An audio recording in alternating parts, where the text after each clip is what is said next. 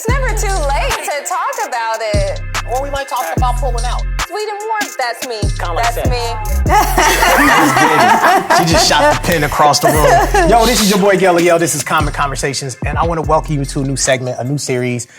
We've got some really dope sponsors who are actually making this happen, and so we'll talk about them a little later. But this new series is Let's Talk About Sex. All the things that are taboo, the things we don't talk about, the things we want to talk about. And if you'll notice, I'm a little outnumbered here, so I have to be on my best behavior. There's some promises that was made, right? So I have 3 beautiful women here. I'm going to start there because they said I can start however I want it, and then they're going to chime in as we get it. So we got Dr. Ashley, we got Amira, we got Riece, and they're going to tell you who they are as we begin this journney. So this is going to be both a podcast as well as something that we throw out in the social media world, YouTube, etc. So you'll be able to watch as well as tune in while you're driving down the road. So don't wreck, because we may use some language that you're not accustomed to, like orgasm, right? Because we learned not everybody has orgasm. Or we might talk about pulling out. Because as you know about this conversation... No, we're not going to talk about that. We're not talking about that. Well, we talk maybe about to prove you everything wrong. under the sun. But first, let's get into, as this is our first show, why we came together to do this thing. Anybody want to start? Like, just... I feel like Amira wants to start. Amira wants to start. I was really praising, like, first show. But I guess I was also volunteering. What was the question again? Why we're doing this? So now you know how this is going to roll, right? So why I don't even got the doing drinky drink yet. Like, why did we come together to talk about sex? What sex means to us, what it means to society. We're going to share research. We're going to bring in some experts who are going to guide us through consent and a number of other things. But for us on this first show, like, why should the audience chime in, hang out with us for at least an hour as we discover who we are individually and then maybe as a group? Because sex is empowering, and we need to talk about that more. We need to talk about how we can, I feel like, take control of our magic as human beings through sex. And it's such a taboo conversation across the globe, and even down to other, like, cultural aspects of it. And I think, like, all those need to be discussed as well. So we got to talk about sex because we got to talk about sex. Not a lot of people talking about it in the capacity that we need it to, you know, as in relatable, honest, transparent, and analysis. I don't know. An analysis. Sex analysis? Sex What's analysis. a sex analysis? It's just more conversation. Oh, just We're more going conversation. to focus. All right, we're going to focus. Okay, We're I'm gonna sorry. focus. Like, Dr. why Ashley, we what's here? up? Yeah, so I think everything that Amira said, I completely and 100% wholeheartedly agree with. From my standpoint as a medical professional, I come to it from the standpoint that sex is a health and wellness issue. Like, we don't talk about it enough and I think we're going to go into women and ability to find pleasure in sex and how important that is, and pleasure in life beyond that. And just the fact that when we don't talk about it, we don't equip ourselves and our communities with information to prepare them, so that we're not in situations where we're having to deal with STDs, mistimed and unwanted pregnancies, and all of the other things that can come with sex on the other side when we're not prepared to have it. And that's not even to start breaking down the mental health disorders that can come from sex if we are not prepared. So from my standpoint, I think it's extremely important that we have real conversations about sex and sexuality early, so that our kids grow up equipped with information to make good decisions so they can enjoy this beautiful thing that we've been gifted with and not, have to deal with the taboo or be scared. Or be scared. Yeah. Okay, I got you. Riece, what's up? For me, I think as a pleasure researcher, talking about sex is understanding pleasure at its most basic form. And so the more that we can understand sex and pleasure within ourselves, the more that we can understand pleasure in other areas of our lives and live more fulfilling and truly joyful lives. I love all of that. So why are you here? Why am I here? Why are you trying to skip over your part? Well, I'm trying, since I made promises to be an adult and a 30-plus adult and not be childish. No, honestly, because I talk about sex all the time. And to who? Everybody, all the time to everybody, and mostly to myself. Sometimes Dr. Ashley, but she has to tell me to behave. I have to know. because we're not hearing it. Honestly, I love sex, right? I love all the ideas about sex. I understand pleasure. I love being with women and the sensuality and the intimacy that comes with that. Yeah. So in many ways, it's not always about sex, right? Sex is kind of the cherry on top, right? Definitely if you can build a relationship and you can have this great intimacy with a person. And so for me, sex has always been like this third conversation in my life, right? It's where our souls meet, right? It's an out-of-body experience. And I believe 100% in pleasure. I like that, where our souls meet. I'm going to write that down. That was real deep. Man, I'm just saying, like, you know, and so I think having that conversation, and I'm always curious about what other people's experiences are and their education, right? Because we did, so for those who are watching or listening, we did the screen test. And if I could bring it up, like we had this conversation and we were talking about, I made an assumption that moms talk to daughters about sex. A poor assumption. Right, poor assumption. And so gosh. during this conversation, you know, y'all corrected me and was like, no, that didn't happen for me this way. Or that didn't happen for me this way. And I had to go home and it was like, because I had a 19-year-old daughter and I was thinking, you know, I've been intentional, but Riece, you asked me, did I talk to my daughter about pleasure? And I was like, yeah, I think I did, but not in the sense of, you know, where's your clitoris, right? You know, or what is it, you know? Like parts. But parts. But we talked about overall arching, looking at and feeling good and understanding your body, good, bad touch, you know, and how to engage. So I had to think about that. Even though we had that conversation, I answered, I had to go home and be like, did I do this right? You know, and then I talked to my wife and then, you know, I was like, and she's like, so you want to have this conversation with her now that she's 19? And I'm thinking, It's never too late to talk about it. so, yeah. Like sex continues after Forever. that first time that you have sex. I think we were talking about talking to your kids about sex, and sometimes it is, if you even get that conversation, it's that one conversation. Like we were just saying, don't get pregnant. You have that one conversation and then no one ever revisits it. You just kind of have to learn it on your own. Yeah, my sex talks with my mom were definitely like fear-mongering at work because I'm currently like still child-free, I guess. I don't know if that's trauma or something. Success. whatever said worked, right? But it was always centered, it always came back to, here's how you have a baby, sex is how you have a baby, don't have a baby. Period. Okay, so don't have sex. Right. Later, condoms was introduced to me and, you know, protection, and then maybe more sex can be a little bit more pleasurable, but don't be a hoe, you know? Don't be a whore and go out here and be fast and do all this, that, and the third, which now I'm later learning, like, that's also perfectly okay. Yeah. So I was hearing about, you know, the intimacy part and how sex is like the third part of the conversation or whatever, and I'm just like, well, what about for the folks? Well, that's the very first thing. I'm trying to get in and out.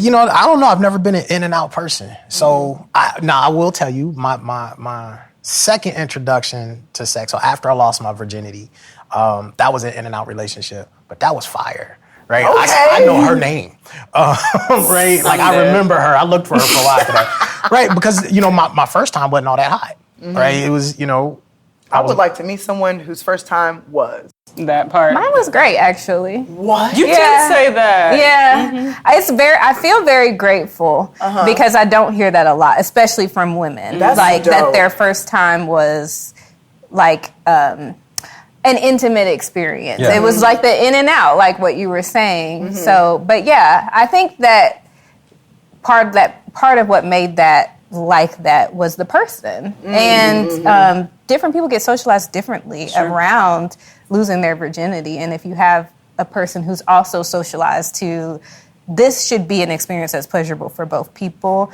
and that they talk about consent and communication before, it makes a difference. I think the problem is that just what we were saying, people don't have those conversations around that. Now, my parents didn't have that conversation with me, but in my mind, I was like, this is what I want this to be like. And when I talked to that person, I was like, this is what I want this to be. I'm just happy you even talked to them and told them what you wanted to be. I was like. gonna say that autonomy right there is super dope. Yeah.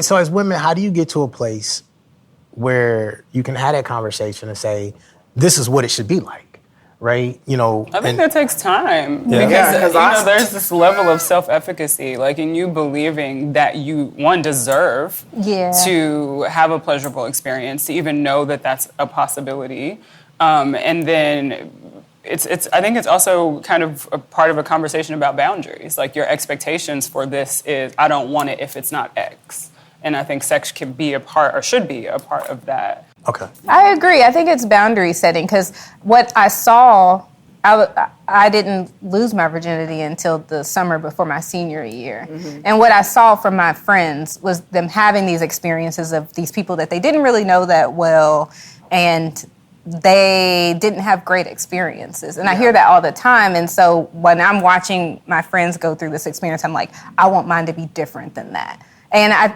what you said about the self-worth and what you deserve, we had the conversation about women get socialized to please men. Mm-hmm. I was definitely not focused on an orgasm. Yeah, you asked me, like, focusing on masturbation. I was like, girl, I ain't do none of that until grad school. Because I wasn't explained or educated on how orgasm works. You actually got to put in some work. You got to know your body. Yeah. I didn't know none of that shit. So being with people, I just felt I'm here for you. And I'm pleased that you please. And that's that. But after that first one, then it changes. It changed the whole game. It changes. But you don't get none of that. Like, we either have to explore and go through all those crappy experiences, or hear our friends, unfortunately, go through those experiences to really start to dig into what you want. So, like, my answer with that is, I don't fucking know. Right. And so, like, imagine if we talk to our daughters early on about, like, what that experience could look like. Because we know what it could. They would just grab life by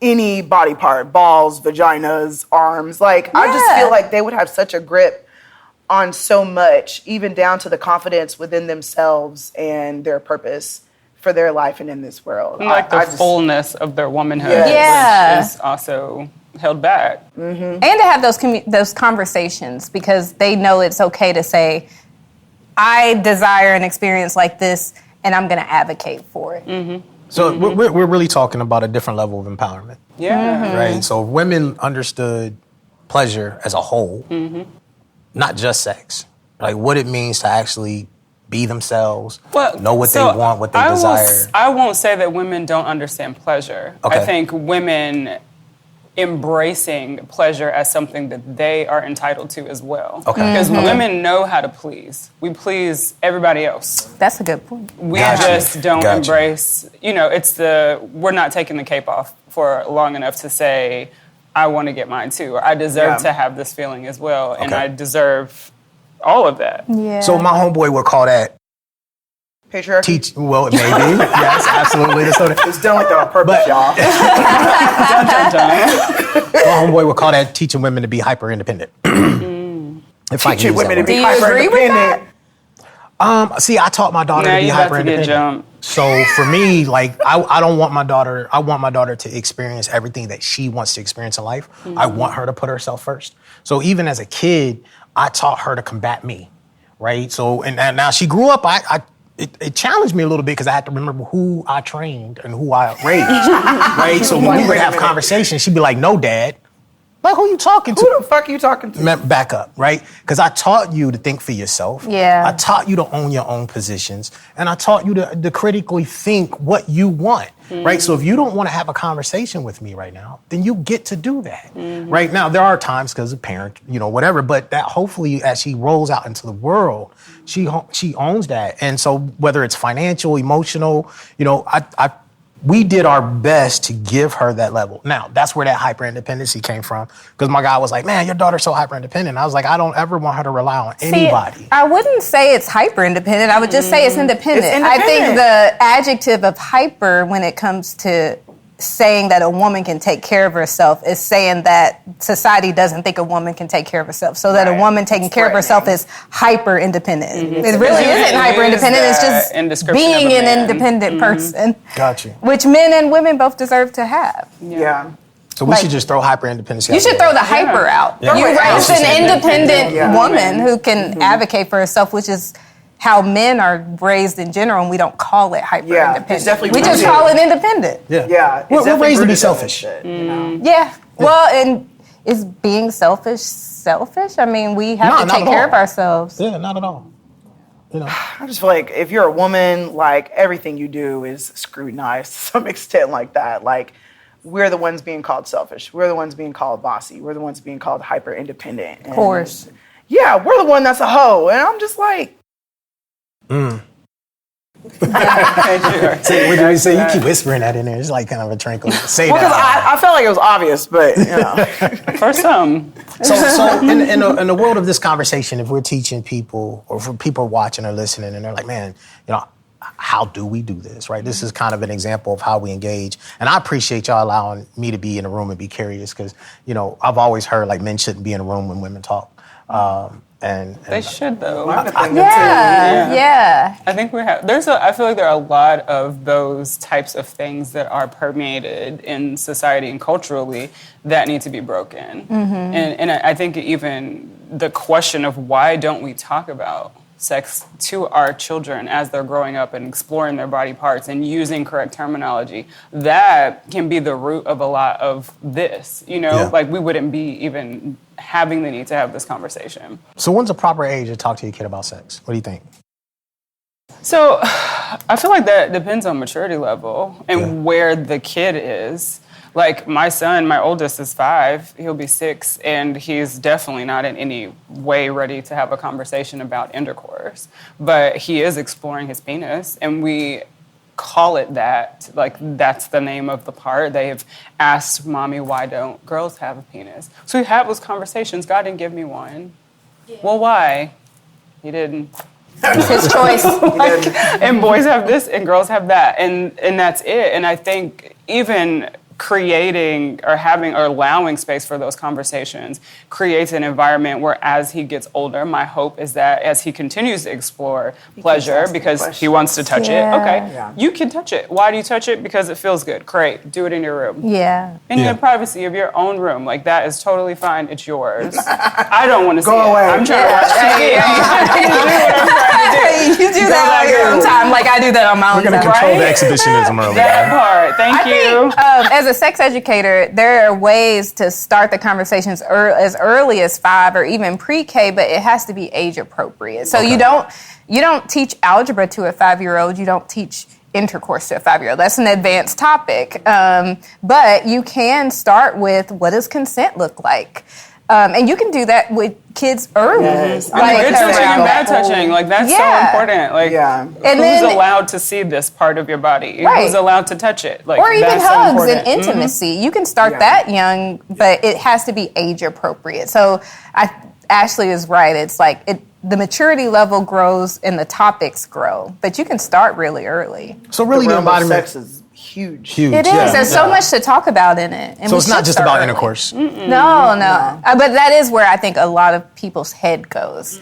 Like even here in Louisville, in Kentucky, we've been trying to pass a comprehensive sex education plan for JCPS schools. But people immediately go, I don't want my 5-year-old learning about sex. And it's like, no one's going to teach your 5-year-old about sex. But we might teach your 5-year-old about, what are your parts? Intimacy and boundaries and communication, because that's also things that go into, and that conversation builds, just like you learn to add and you build on it. And eventually you can do algebra. Algebra. We get the algebra, right? Maybe. I struggled a little bit, but eventually you can do a little bit of algebra. Gotcha. You need to record that. That was a whole. It was beautiful. Y'all make sure y'all cut that. Was that not recorded? It We're just saying that was fucking beautiful. That's the trailer right there. That was beautiful. Yeah. I also love the body parts part, because I'm struggling with that now as a 30-year-old woman. Like, I'm just learning more about my period. And I'm just like, fuck. Like, I could have maneuvered life in so many different ways as far as like my mental health goes and such, as far as just my knowledge on how to take care of my body through those times. And it's just a natural part of me. So yeah, with body parts also, I know there are some books out there that do have depictions of what this looks like and that looks like. And we have people in legislation who's just like, it's porn. They're trying to put porn in the schools. And it's just kind of like, this mindset is ridiculous on how much fear mongering happens, and with that, it's keeping so much knowledge and education from kids. Yeah. And I'm saying kids because, that's where we start. And then from there, we crazy. But it handicaps them early. Exactly. So, sex is just that big ass realm. I mean, it's super important. I mean, I have a thing about touching people or people touching me. So, and then I we grew up in. You don't like to be touched? Not unless I know you. Like you have I'll to, be hugging you all the time. I love you, so it works. But like people who don't know me, that's why I rarely shake hands, right? Because it's a vibe. But I also been around a lot of folks who have been molested or raped or sexually assaulted at one level or another, family members, friends. And I remember when Suge, so we call our daughter Suge, when she was little, somebody wanted to give her a hug and she was like, no. But it was before 5, right? And so at that moment, I realized, she gets to choose. Yeah. It's her choice. I love that. Yeah. We don't want to hug nobody if we don't want to. Yeah. Same with the kids. Did you ever have those family members who were like, "Oh, that's your uncle. Like, go on and that's your uncle. Give him a hug." Yeah. That's things that we can talk about with kids. Absolutely. Like, you have the consent whether somebody touches your body. Absolutely, all the time. It So doesn't make you a wrong person, a not nice person. Or a bad person. Yeah. Like, autonomy, teaching some autonomy. yeah, so having those conversations in the beginning are a beautiful thing.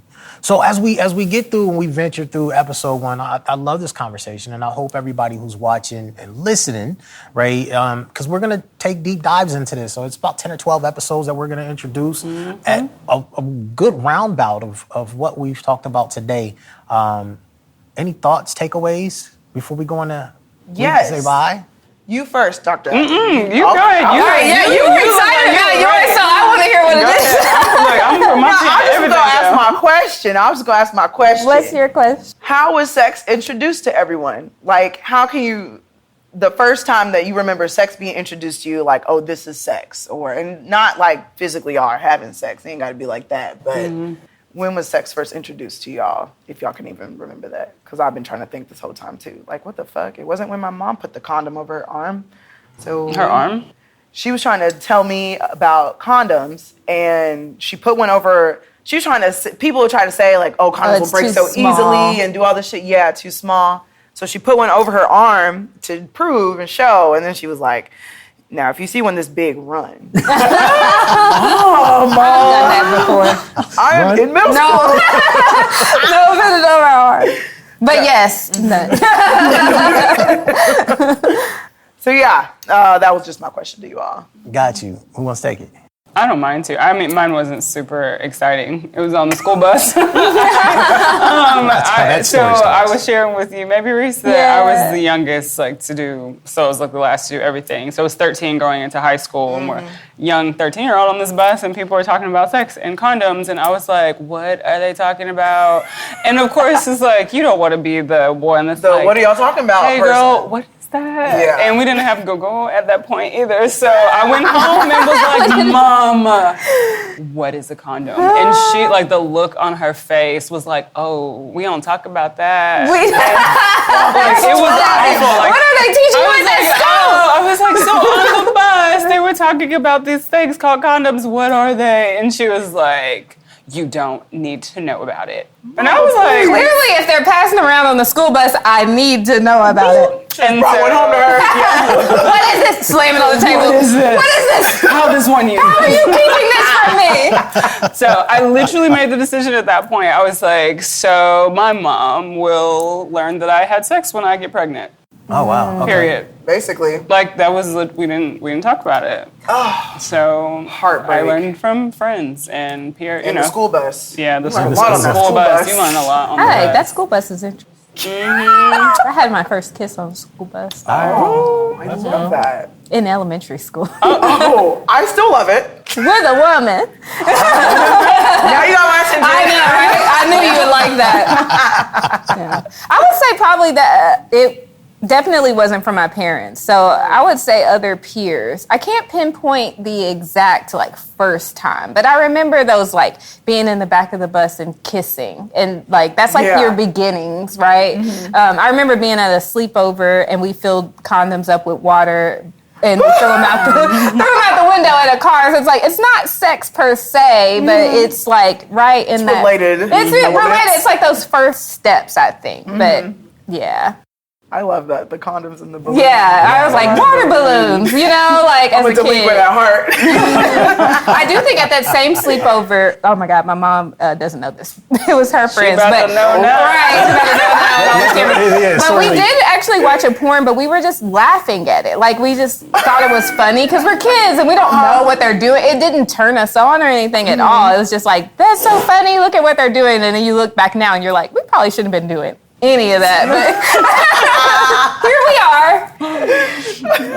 we are. We got to start somewhere. Somewhere, right? What about you? Man, it's a long journey. So Think back long and hard. Let's give you a few minutes. So part of Did you have sex when Jesus was around? so I lost my virginity late in life, but I was introduced to sex probably at the age of 6, 7. So I won't say who it was because then people know who he is. But so I used to stick my tongue out at people all the time when I was a kid, and so the grown men used to be like, one day you're gonna make a woman happy, and so that made me curious. Like, what do you do with your tongue to a woman? I was like 6. Dudes just talk to each other like. Yeah, so these were grown men though. So these were See how adults. no one would ever say that to a young girl. Right. No one would ever say They that. shouldn't have been saying it to me. It was inappropriate. But so that leads down, because I'm an inquisitive person. But then later on, probably about a year or two later, I find a Kama Sutra book.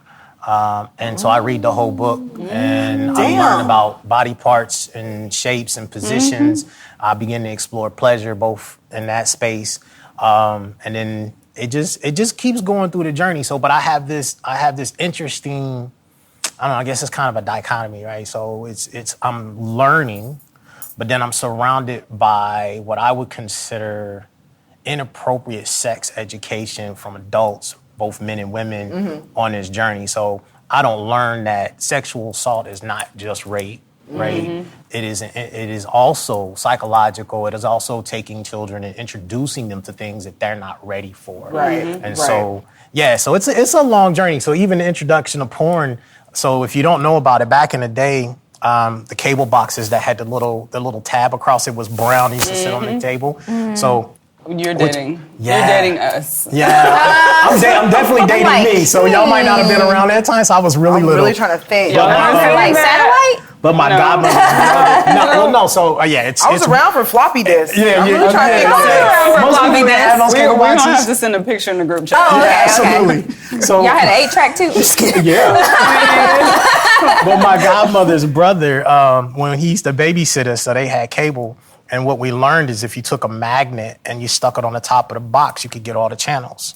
So we could get the Playboy channel. Right? So we would get the Playboy channel, and he would go up and hang out with his girlfriends, and we would sit downstairs and watch Playboy.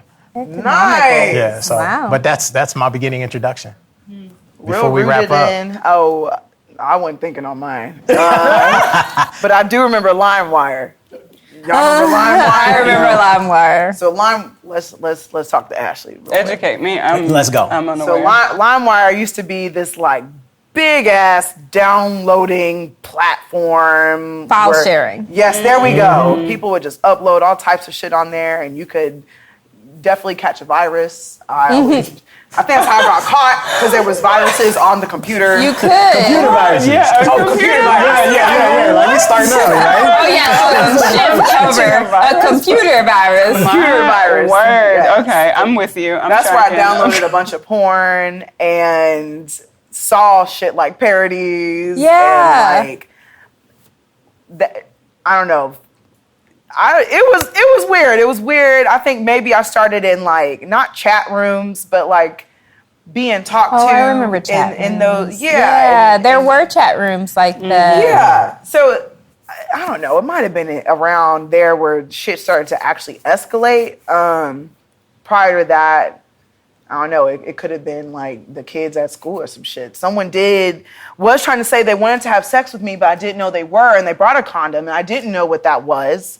And they kept saying shit like, yeah, push in, push out, or some shit. And I was like, what are you talking about? I don't even know what that means. What is that? It was years later when I was like, oh, dumbass, you mean pull out. Stupid. He didn't know what he was talking about either. So yeah, my intros are definitely scattered. Yeah. Probably started with mom and the CD computer game on how you can get pregnant. I'm telling y'all, it was a lot of stuff rooted in do not get pregnant. So I think that might have been actually my introduction to sex, playing like those computer games that just showed you through like the sperm and the egg journey type situation or something. So, I mean, it was educational. Thanks, Mom. You just got me scared, woman. Like That computer game has better sex education than I had in school. I swear I learned a lot. I learned a lot. I missed the game too. I didn't have that game, but Is that what that it is? game Okay. sounds like it has more education than I got when I was in high You school. said you're too old? This was back when CDs was a thing. I mean, but I guess we were past that point. past it. Yeah. We had sex ed in school. We did not. Oh, you did? Yeah, they gave y'all games. We had real conversations. Like real I was able to go Yeah, to class and be definitely. like, but don't it do like this? Or, but what about this? And Amira, hush. Yeah. I was a virgin because of sex ed. Like, no lie. As soon as I saw herpes, gonorrhea for herpes, all the whole line of them, like, they showed us what it looked like on the did not what it looked like put on the them all vagina. together. I ran. I was like, oh, hell no, never touching that. And I remember my sex ed teacher was like, you should look first. So the first time I had sex, I went and looked. Like, you know, we doing it with the Lift lights a- on. lift a labia Nah, real I want to quick. see the whole, like, what's your vagina look like? Check under the hood. Yeah, absolutely, because, you know, I wanted no parts of that. Yeah, which further reinforces why we're here. I hate the fear-mongering sex ed. Like, you do have to have those conversations, but I hate that it scares so many people away. Yeah. I wish it scared them to educate themselves more, but really just, I'm gonna just chill over here. Well, It's kind of because they don't bring in both parts. Like, we started with this whole conversation talking about pleasure, and no one talks about pleasure in sex ed. So you only are talking about the yin and not the yang. Like, Right. you're showing me all the negative things, but you're not showing me any of the positive things. But it's like what That would you're make a not difference. supposed to know. Yeah. And why are we hiding the good part? Well, as we wrap this up, we're going on our next episode. Y'all have to come back and watch with us. I hope you've enjoyed us today. There's going to be a lot of this.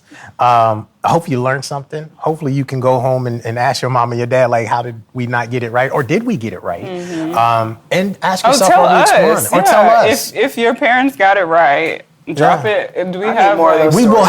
have a YouTube account. We will be on Facebook, Instagram. We will also be on Apple, Spotify, Google, all the places where you can get a podcast, and pretty much all the places that you can watch. And it will be also in the description of every episode that we drop.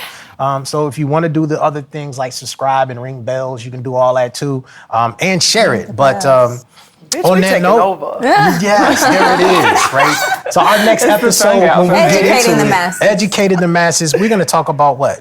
Sex, intimacy, safety, Safety.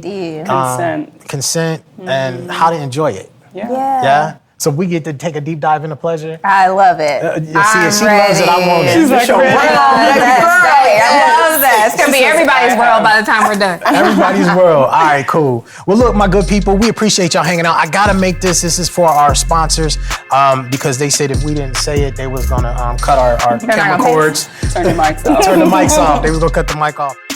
This program is supported by the Health Equity Innovation Hub at the University of Louisville.